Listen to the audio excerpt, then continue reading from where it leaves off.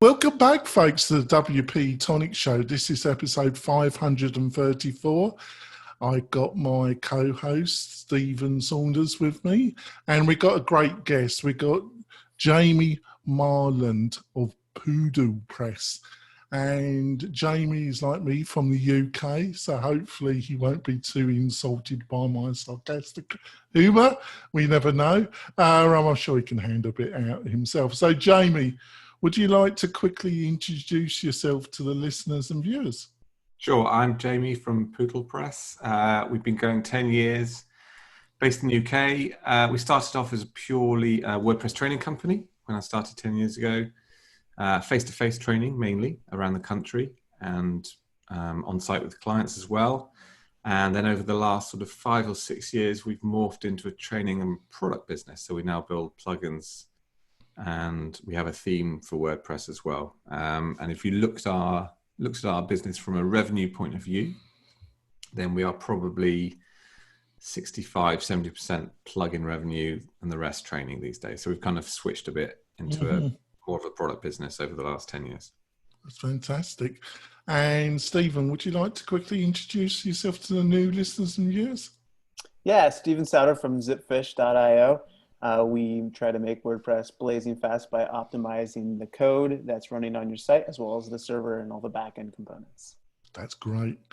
And before we go into the main part of the interview, I just want to talk about one of our major sponsors. That's Kinsta Hosting. Kinsta's been sponsoring the show now for over 3 years. They are a specialized WordPress-only hosting company that provide really quality hosting to the top level. They host the WP-Tonic website.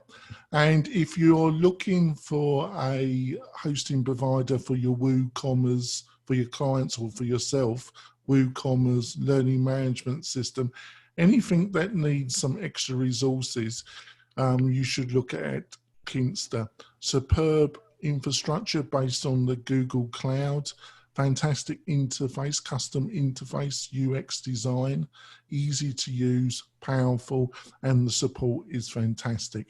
If that's interesting, go over to Kinsta, have a look at some of their packages. I suggest you should buy one. And the main thing, if you do that, is to tell them that you heard about them on the WP-Tonic show. So, Jamie, so you said the foundings of the company were based in training. Can you give a quick bit of history of how you got into the crazy world of WordPress and how you got initially into the training area? So I guess 15 years ago I was running a publishing company, and we were mainly an online publishing company. It wasn't my company; it was a publishing company owned by somebody else, and we had bits of online to that business, but we also had traditional events and magazines, so paper.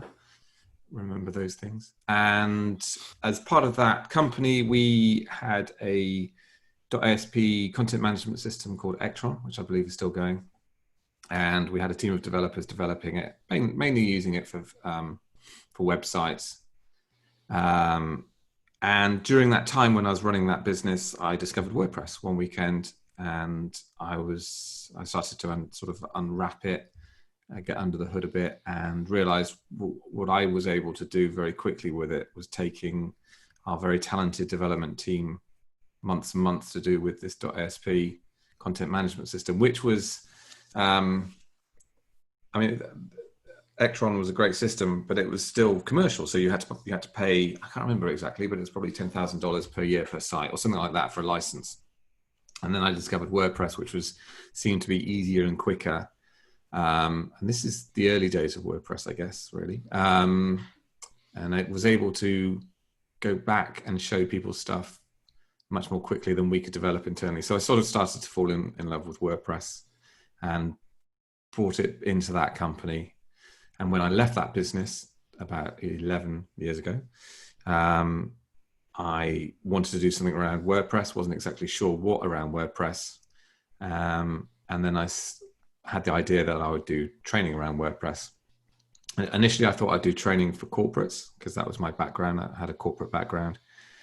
But one day I decided just test some Google ads and put out a sort of public course on WordPress. And within about 6 hours, I started getting bookings for people that wanted to learn to build their own websites with WordPress. So it was a big signal that there was a market, and the guys in that market at the time were charging sort of £500 for a day's training on WordPress.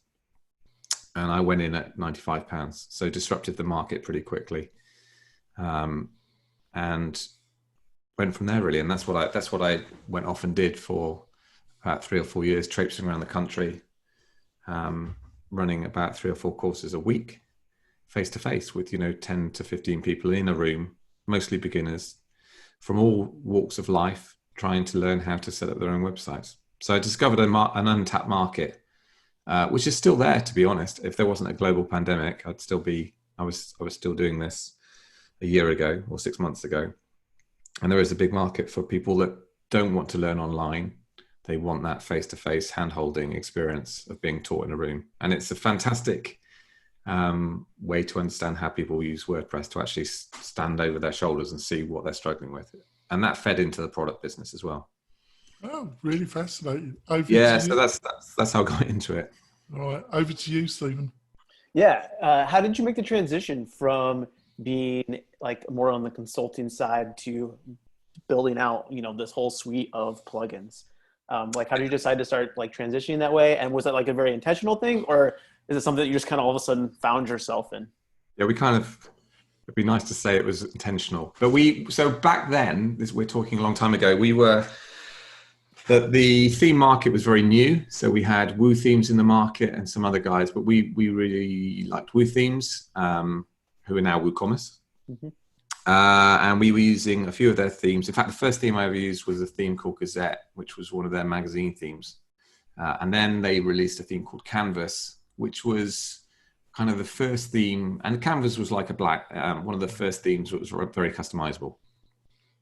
So it started off as like a blank canvas, but you could customize stuff. And it wasn't done through the customizer. There was no customizer. It was done in the back end, and you could set the fonts and you can change the layouts and cool stuff. So we started kind of as part of the course, we were teaching that because one of the frustrations, probably the number one reason why people came on the course or still come on the course is they want to reduce their ongoing costs with agencies. They were being charged for small little changes. Yeah. And they want to take control of that stuff themselves. And so as part of that teaching, Canvas gave them the tools to be able to make these changes themselves to a large degree without having to go to agencies and pay lots of money. So we started using Canvas more and more in our training. Coming from the training, I also ran a service called WordPress Express, which is where we sat with the client face to face, just private one-on-one, and we build their website with them in a day, which we still do actually, which again is just a great way to build websites with clients. So they're literally sitting there and you're building it with them. So it's part training and part building. So we were using Canvas for a lot of these Express days, but there were some things we wanted to do in Canvas that we couldn't do. And so we started to build our first tiny plugins.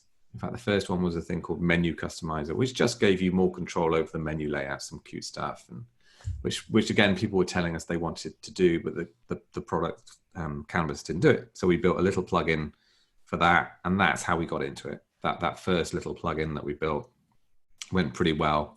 In terms of developing a plugin, it's incredibly nice because we knew there was a demand for it before we built it. Really, it was a very niche and targeted plugin. We could target the market with it.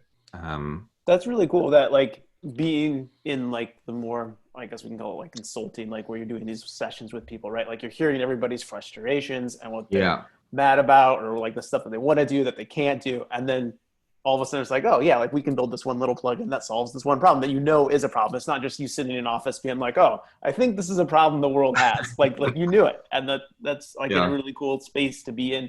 That I think a lot of people aren't, right? A lot of people make these assumptions about markets, but because you already had this kind of inbuilt market and this interface with those people. Yeah, and actually, we built, reflecting on it, we produced one piece of content which was called, what was it called? It was called 65 Canvas tips and tricks, and it was basically a whole bunch of little CSS tweaks that over the years people have been asked. asking us how you do them. So we put this post together, and that drew quite a lot of traffic in organic Google search to it, and we built a mailing list off that. Just one piece of content, really. And again, when we had products ready that answered those questions, we had a mailing list, and we just mailed them and said, do you want this thing that we know you want? And they kind of bought it. So it was, and we've kind of repeated that in terms of our content marketing as well. That's kind of worked well for us when we've been quite niche in the stuff we've developed. That's really cool. When do you feel like you made that transition from being, like you're saying that most of your revenue now is based in that plugin? So would you consider yourself more of a plugin shop, or are you still very much 50-50? Yeah, we're kind of, in terms of my energies, it's 50-50. Okay. Because the training feeds into the product business, for sure. Obviously, I can't do any face-to-face training at the moment. So but at the same time, the pandemic's made me do more stuff online. So we've over the last 6 months, we've done some really interesting stuff. Things like, so I now do quite a few webinars, free webinars for our customer base, and we have quite a big mailing list. So we do free webinars, and we can take really quite specific subjects that people are asking us about, and run free webinars around them. And that just, from a marketing point of view, it just enables me to have conversations with people, really, which I'm missing these days. We've done other things, like when it first hit, I did some free consultancy days for clients, because I knew people were going through a whole heaps of pain. Like, they literally saw their businesses fall off a cliff in a day. So we tried to help people out by that. I ran a WordPress course for kids because they were off school. That was cool. That was really great fun online, and they were super sharp and brilliant.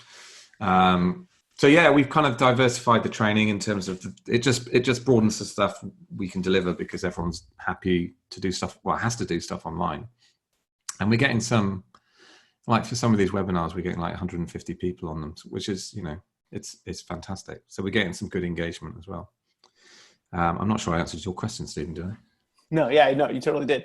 Did I? One thing that I noticed that was like super interesting is you have a very broad range of plugins that you guys have to offer, and there seems to be, and I'd love to hear like your take on this, like a little bit of attention, because you have like a page builder plugin, but also like you have the Gutenberg stuff, which Matt Mullen like awesomely showed an entire like WordPress community like that. Like, that's huge. That's so cool. I was there in Nashville. That was one of the most exciting 10 minutes of my life, actually, because I didn't know he was going to demo our stuff. I had an inkling. It really came up. So that was really exciting.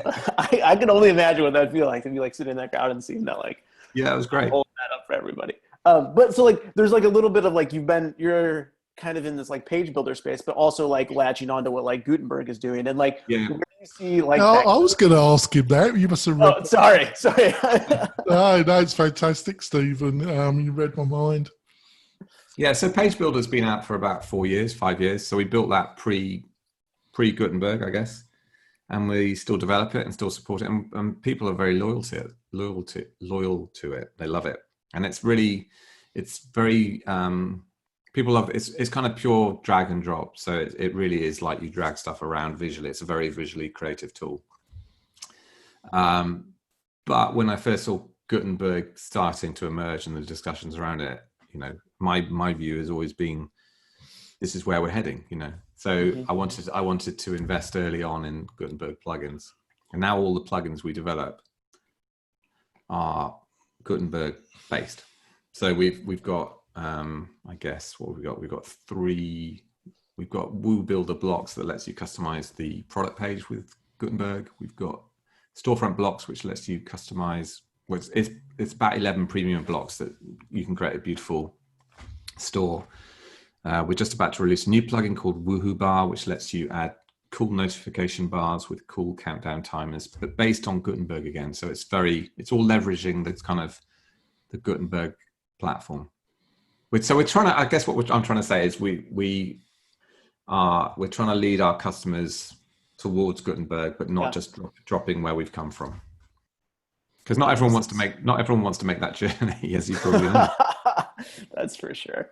Yeah. Well, I think it's time for us to go for our break. 15 minutes has gone quick. When we come back, I'll be asking Jamie about how the experiences, insights he can give for running a successful online course or courses. We'll be back in a few moments, folks. We're coming back. We've had a really fantastic initial discussion with Jamie Marsland of PootlePress. Before we go into asking Jamie some more questions, I want to point out our second sponsor, which is Groundhog. If you haven't heard of Groundhog, I think you must be living under a rock. I think it's one of the best native CRM systems that has appeared in the WordPress ecosystem. It was sorely needed. If you're looking to move away from a lot of the very expensive SaaS CRM solutions out there for yourself or for clients, I suggest that you should really have a look at Groundhog, because its features and what it offers is quite amazing. So go over to Groundhog, have a look. If you decide to buy for yourself or for your clients, the main thing is tell them that you heard about it on the WP-Tonic show. So Jamie, so running a successful course-based element of your business, Yeah. have you got any insights about some of the mistakes you've made on that journey, and give some tips to our listeners or viewers that might be thinking about starting their journey on an online course? That's a good question. I think probably yeah, here's a few. So I think the first one is patience, probably, because I've seen lots of my clients actually have tried to set up, some successfully, some not successfully, like online membership sites or online course sites. And I think people expect it to happen overnight, and they spend an awful lot of time over engineering the website that they're building for people, probably 80%, and 20% on the sort of market piece, and the ongoing, because this stuff takes time to build trust and build an audience with people before they're willing to sign up. In my experience, I can only talk about my experience and what's worked for me. So yeah, I mean, people generally over-engineer, and I would say try and test the market in a very, very simple way as soon as possible. The other tip I'd give them is to try and sort of hone down on the benefits of what they're going to get, rather than saying to them they're going to get 20 hours of course material. Trying to tell them that they're actually going to come out the other side, as a fitter person, or they're going to, whatever the reason they're going to take this thing for in the first place. So the old benefits features thing, really. But you see loads of membership websites where they're not actually stressing that stuff. They're stressing you've got to go and watch 20 hours of, this is the value you're getting, and the value isn't the fact you've got to sit through all this course material. The value is the difference you're going to be on the other side of it. I think you've given some great insights here. It's a bit like, as a web designer or developer, saying to a client, they want a website, and they want a website because obviously they've got a problem, or they want the website to get more sales, Yeah. or they want a website for something, and it'd be like saying to them, well, this process is going to take over 100 hours. Look at the great value you're going to get. The 100 hours you're going to be spending on this. Well, yeah. they're just going to run away, aren't they, to the hills, aren't they? I think it'd be better to say this is what you get in 1 hour, and make that benefit. If you've only got 1 hour, make it. This only takes an hour, and you're going to come out being able to, deliver this much revenue. So it's a real contradiction, and I think you're spot on. So many people, they think actually, I call them war and peace courses. that they it's like it's made up of 4 semi-courses, and then there's 24 lessons in each course. Yeah. And this is all the value you will get because this is all what we're put into it. And Yeah. what we it just totally puts off the target audience normally, doesn't it? They should do this with schools as well. They shouldn't say you've got to go to school for 7 years. Just say you're going to come out with a $50,000 a year salary if you actually attend. Yeah, so that's an important one. I think as well, look at different channels. So I've kind of YouTube is a big opportunity at the moment to start to build trust with people, for sure. There's lots of big opportunities around YouTube. And what we're doing here is a big opportunity as well. So I see a lot of people that are running asset businesses where the asset is them, whether they're a life coach or whatever, and they hide themselves in their marketing, whereas actually they're the reason why somebody's going to sign up in the first place for them. Especially in English. Maybe this is more of an English thing where people are the websites look very corporate, and they're hiding the personality of the person behind it. And actually people want to engage with that person. That's how they've managed to get to where they are. And often they'll hide that in their marketing. Over to you, Stephen. One question that I had is, did you do the artwork that is like on the page builder, or that's behind you on your home video, the video on your home page? That monster, that child? Yeah, so those I didn't. God, no. I mean, that is our artwork. So those are the big guy. The monster is a guy called Wilson, and the small girl is Pootle. And they're meant to represent the scariness of technology, or the monster is the scariness of technology, and Pootle is the guide through the maze. So yeah, we worked with a genius called Clive, who I've worked with for lots and lots of years, who does all my artwork. And actually we worked on separate projects with him as well. Nothing to do with WordPress. So he's just one of those genius illustrators. I love illustrators. I just think they're just wonderful to watch. And he creates all the artwork. And we have a whole bunch of scenes that they appear in. That's awesome. Well. It's absolutely beautiful. It looks so cool. He's just, I mean, one of these other projects I've done with him, we actually sell his artwork. So awesome. Yeah, he's just. If you're out in podcast land, you'll have to go to PootlePress.com and check out that artwork. Yeah, he's shout out to the listeners here. We actually had a little comic strip at one point as well. They had no way. Yeah, that's awesome. One question I also had was, you were kind of like an early adopter of Gutenberg, like as far as somebody that like created a plugin that was specifically for Gutenberg and not just adding some like nice little Gutenberg components because, why not? Like you really like leaned into that.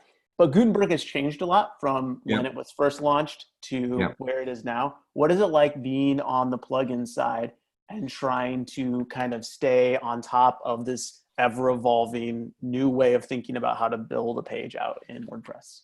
Yeah, there's some complexity to that. So it was really, really painful to start with, both financially and technically. So, and also mentally. So I got actually blamed in some earlier reviews for building Gutenberg from people that because people are really vitriolic about Gutenberg. So they were blaming me. They were reviewing. It's all your fault, Jamie. Yeah. They were reviewing our Caxton plugin and blaming me for Gutenberg, which which is hard to say. And we still get there's still if you go. I actually did a video a couple of weeks ago where I went on and reviewed the Gutenberg reviews. It's quite fun. So I go down the reviews and I look at the reviews and try and because Gutenberg is a plugin as well as being part of Core for those that don't realize. And I went down the reviews and tried to work out, going through some of the reviews and trying to work out actually what people didn't like about it. And it's very hard because it's such an emotive thing. So I loved that. I watched that actually. Oh, cool. Yeah. And to say that some of the remarks are a bit vague would be hard. One of them was send it out and feed it to the sharks, which is funny, but it doesn't help the developers in terms of specifically what don't you like about it. So anyway, how did we get here? What was the what was the question? The question was just like, as Gutenberg, Yes. evolved, like the challenges that come with that. Yeah. So, and One being the reviews on your plugin, people thinking you're personally responsible. yeah, and also It's all your fault, Jamie. I know it's all your fault. I mean, building plugins is tough anyway, because you're constantly getting praise, and then literally the next minute you're getting punched in the face by somebody, and everyone goes through that if you've released a commercial plugin. But anyway, going back to, in the early days it was changing fundamentally. So they were breaking changes. Yeah. So that was really hard. So we have a plugin called Caxton, which was that was our first plugin, and it's a free plugin. And that's what Matt Mullenweg was demoing actually at Nashville. We have one of the blocks in there is a shape divider block, which is still really cool. But we'd work really hard, and then a release would come out, and it would just break our plugin. And the documentation wasn't very good at the time with Gutenberg, and the sort of communication wasn't very good. So that was really hard. It's also complex because Gutenberg is part of core, but it's also a plugin. So we're kind of having to support multiple versions of Gutenberg. So as a plugin development, you've got quite a lot of technical overhead just to support that stuff, but it's much more stable now. So we haven't had any breaking changes for probably a year, I think. So we're in a much better place. So would you remark that it probably, on reflection, they would have been better off just having it as a plugin and not having it in core for? Oh God. Well, that's a big question. No, I mean, that's a huge question. I think if you did that, it would never get into core. It would never get that, because you just look at the reviews. You know, they're largely. I mean, I think that was a big question. The way it was introduced to the community definitely could have been better. Well, I'm known for my large questions, Jamie. And but I think fundamentally it's such a big change that unless you kind of have that leadership, it would never have happened. I see where you're coming from. Yeah. So, and in my view, it needed to happen. But I can certainly understand why people are really cross about it. But, you come on one of my beginners courses now we're teaching Gutenberg, and the sites people are able to produce after one day is a mile away from what they were producing 2 years ago. And I've never had anyone on a beginner's course that doesn't love it. I mean, genuinely, actually, I may have had one person, but generally beginners absolutely love it and can't understand why anyone wouldn't love it. Well, I think when all the initial kind of how to call it, I'm trying to find the right words to describe the initial reaction to Gutenberg and the process that led to it. Controversial. I don't know. I think it was really, it kind of triggered off a secondary discussion and argument and about how WordPress should be run, which had really nothing really to do with Gutenberg, really. But Gutenberg was the kind of trigger that launched something that had been growing and simmering in the background for quite a bit of time. And then the two got fused together. So I think Gutenberg was attacked because it unfairly, to some extent, because it was seen as a way of attacking the leadership style and the way that WordPress is generally organized. Would you agree with that, Jamie?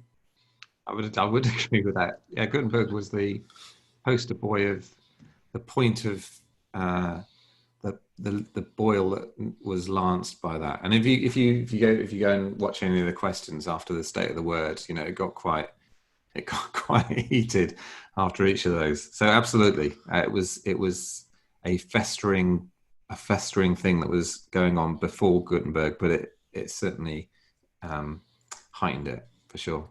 Yeah, and I think that animated the whole environment for Gutenberg. And I think you can see that in a lot of the remarks Yeah. left.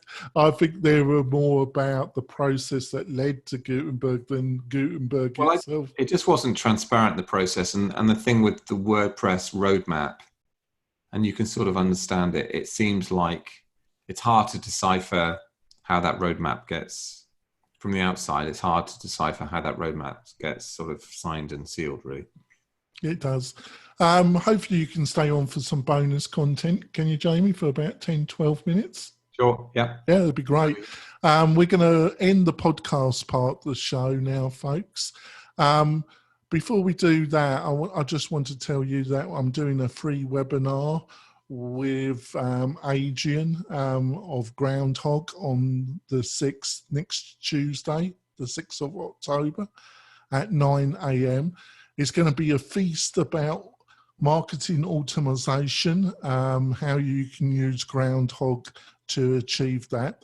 So if you're interested in maybe getting your clients or yourself to move away from these really expensive SaaS platforms onto Groundhog, this is the webinar for you.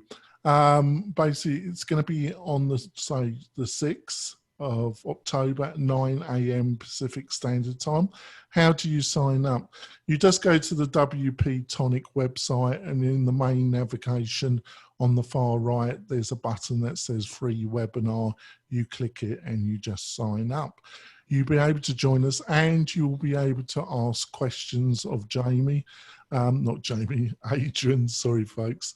And it should be a feast of marketing automation. Please join us. So we're going to end the show now. So Jamie, how can people find out more about you and what you're up to? You can go to our website, which is PootlePress.com. So that's POOTLE press.com, all one word. You can find me on Twitter. That's PootlePress. That's it, really. All right, that's great. And Stephen, how can people find out more about you and your company? Head over to zipfish.io, run our speed test, and we can show you how we can make your site faster. That's great. I've sent him some clients, actually, or one, I think, so far. If you want to support the show, one of the best ways is to go over to the WP-Tonic YouTube channel and subscribe to the channel. All the latest interviews are published there first, plus our roundtable show, plus any training videos I'm doing are always published on the WP-Tonic YouTube channel. So do us a favor and go over there and sign up for that. We'll see you next week with either a great discussion between me and Stephen or a great guest like Jamie. And remember, you'll be able to watch the bonus content of me and Stephen and Jamie on the YouTube channel at the end of this week. We'll see you next week, folks. Bye. Bye. So how do you see Poodle developing? Sorry, how do you see, well, I actually got stammer actually, and sometimes it catches me up actually, but I trained myself out of it actually, to a certain degree. How do you see it, the pathway? Are you going to keep the training going, or do you see that dying down and you focus more on the plugin side of the business? No, I'm happy with the model, so we'll keep the training going. More of it will be online. So we're launching a thing called Club Poodle, which is like a membership site for our customers as well. So that's kind of live now actually, and we'll continue to drive content through webinars and develop the plugin business. So we're kind of, I love both. So I mean, it's a personal thing for me, really. So I love the training bit. So I don't ever want to give that up, really. And the plugin business is going great guns. So, and they feed into each other, really. So they seem a really good fit for me. That's great. Over to you, Stephen. What is your perspective on other page builders out there? Because with like Gutenberg, there's also like a huge Elementor, right? Crowd that's kind of like continually getting momentum, but it's like a complete deviation from Yeah. what Gutenberg is trying to do. And so as somebody that's pretty well embedded with the Gutenberg idea and where that's going, what is your opinion of like all these other kind of page builders out there? Well, I think there's huge loyalty. That's the first thing to say. So I think, you know, I was looking at the download stats today for plugins, and Site Origin is still being downloaded like thousands and thousands and thousands and thousands of times a day. And Site Origin is, you know, a very mature page builder, but it still has this incredibly, and the reviews are fantastic, and it's great for what it does. And it's still, you know, got a huge customer base. So those things aren't going away anytime soon. So I think there'll be little pockets of these page builders for a long, long time, that, you know, for years and years and years. And obviously Elementor is huge and probably gonna, I mean, it's kind of like a fork of WordPress already, but it's probably going to go off into the sort of Squarespace. That's my reading of the runes, that it's going to go off into the sort of SaaS model fairly over the next few years. And it's kind of like a fork of WordPress. Then you've got things like Divi, which again is kind of like a fork of WordPress in many ways now. But or if you want loyalty, try and upset the Divi. No, exactly. And those guys aren't going to move away from Divi for years and years and years. So these things are fairly embedded in their marketplaces, but there's huge growth around Gutenberg as well. So there's a space. My view is that there's a space for all these things. I'm naturally interested by, I guess, the innovation, where the innovation happens. And my view is the innovation, but because we're building plugins on Gutenberg, the innovation that's going to happen around Gutenberg is not going to be easily replicable in these other page builders because of the ecosystem that surrounds WordPress. So that's why I'm trying to encourage our customers to start to use Gutenberg more and more, because of the ecosystem of all this cool stuff that's being developed for it. You know, if you're using Elementor, you're kind of restricted to what they give you and the add-ons that other guys make for it. That won't be anything compared to what's available with Gutenberg, even now, actually. So that's what excites me about Gutenberg, and also not just where Gutenberg is being compared to page builders at the moment, but kind of where Gutenberg is going to end up is not just being a page builder or not just being a full site editor. It's going to be a platform for many other exciting things, in my view. So that's why I'm kind of drawn. I've always been drawn to kind of the exciting and innovative and new stuff. So if we can do that in a profitable way, that's great for me, because that's what excites me, really, personally. Yeah, that's cool. That was a ramble. No, that's good. I mean, it's a space that's ever evolving and ever changing. And I think you're 100% like right on the money, that because Gutenberg is part of core, like, which was probably a necessary thing to make it get any headway at all. Yeah. Like all of a sudden you start seeing these plugins that are starting to adopt Gutenberg as a key way. There's some people that adopt, you know, have some things for Divi or have some things for Elementor, but it's not built in the same core functionality that is happening in Gutenberg. Yeah. And so there are some really cool innovations coming from that. And from a training point of view, you know, one of the big training overheads for any business is trying to train their people to use WordPress. And if they're trying to use Divi and WordPress or Elementor and WordPress, that's a bigger training overhead than just using WordPress, because we know what Gutenberg is, but for people, it's just WordPress. So you don't have to retrain them on multiple apps, essentially. Yeah. So there's a big advantage for that bit as well. One sort of unified interface has some big positives for organizations. Now, when you got some specialized plugins around Gutenberg and WooCommerce. Yeah. What's your thoughts around WooCommerce? Because I've been, since Automatic have taken it over, and I think that's almost now over 2 years, it might be getting up to 3 years. Have you been disappointed about how that has developed, or the lack of development with the WooCommerce platform? And do you think that's probably linked to the amount of resources that Automatic have had to throw at Gutenberg? That's a big question. I'm just asking for your opinion, Jamie. Yeah, no, I haven't been disappointed. I've not been surprised. I think when you're taken over by any corporate, regardless of who they are, and I've been through this myself, there is a cultural shift that happens. And so, you know, the relationships we used to have with Woo themes, that small crowd of people, obviously those kind of, you lose those relationships when a bigger organization subsumes a smaller one. So, and you know, I think the support overheads on WooCommerce are absolutely enormous in terms of, you know, there was a term that somebody used that was the sort of extension store that they built around it. The marketplace around it was a bit like the Wild West. And so the support overheads, because they're supporting those, the support overheads are fairly large. I guess I'm surprised we haven't moved faster to a SaaS offering for it, really, I guess. Yes. Because that was all the talk on the acquisition. But maybe they've got good reasons for that. I'm not sure the Gutenberg thing has been a reason why I don't know. I mean, I don't know internally, but I'd be surprised if the Gutenberg thing has really interrupted the pace that WooCommerce has developed at. I don't know. Right, that's fair enough.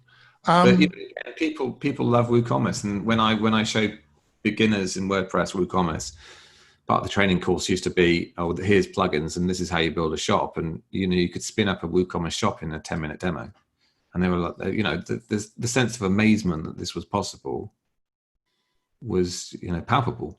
So, you know, has that amazement changed?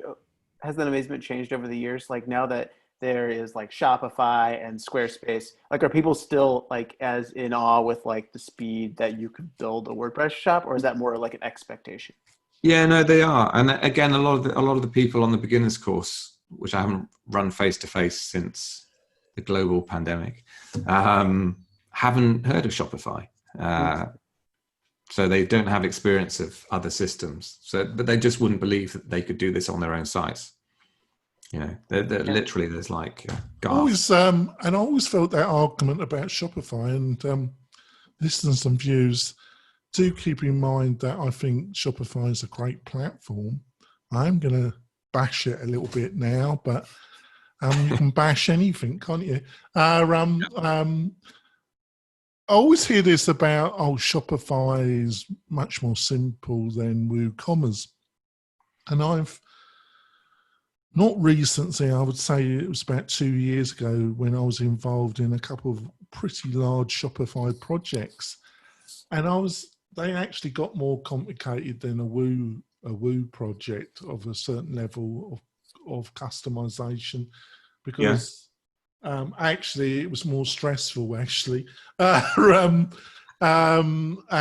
the third party library is of various quality that makes the library of external plugins in WooCommerce look unified, based on my experience. And if you're just looking for a very bog standard shopping cart experience, but I've never come across a client yet that wanted a totally bog standard shopping cart experience. Well, a good place to go and hang out is on some of the I hang out on some of the WooCommerce Facebook groups, and some of the complexity that people are asking for on those threads is incredible. Well, it's a bit linked to your great insight about courses, really, Jamie. That you know, if you already got a reasonably successful online business, and you know that if you could change some aspect of it, and it would increase the sales rate, right, the bounce rate, and you've got analytical data that would support that, it's worth the investment. But I think a lot of this is driven by what you said about courses, that they tend, you get a lot of people that are starting their first WooCommerce store, starting their first learning management system. And I think they got this strange feeling. They think that if every aspect, every part of the shopping experience is in their mind perfect, that somehow this is going to increase the chance that the business is going to be more successful, and it won't. It's like what you said, it's Yeah. the marketing, it's building outreach and spending more time on that and getting something that's reasonable, but spending more time on the other factors. And you can test, if I was had an idea for a widget and I wanted to sell it, you can go and test the market pretty quickly with WooCommerce. And some of these threads, people are saying things like, I've got a fantastic website. Is the design all right? Haven't made a single sale in 3 months. And then, you've got to think, well, maybe it's the problem. Maybe it's the product's wrong. Have you thought about that? The positioning there might be a slight problem with the positioning. And not the checkout button. Yeah, it's a fascinating space. All right. Go on. I have one last question. If your plugin gets demoed on stage by Matt, do you get like a plaque or a phone number or keys to the bat layer? Or no, you don't. But you get kudos that night in Nashville from people you don't know. That's awesome. Do you get any drinks bought for you? Well, no, not that far. You just bloody WordPress crowded cheap. Get respect without the money, which is fine. All right, Jamie. Thank you so much for coming on the show. Hopefully, in the new year, you will return for another discussion. We'll see you next week, folks, when we have another great guest like Jamie, or we'll have an internal discussion. We'll see you soon. Bye. Bye. Bye-bye.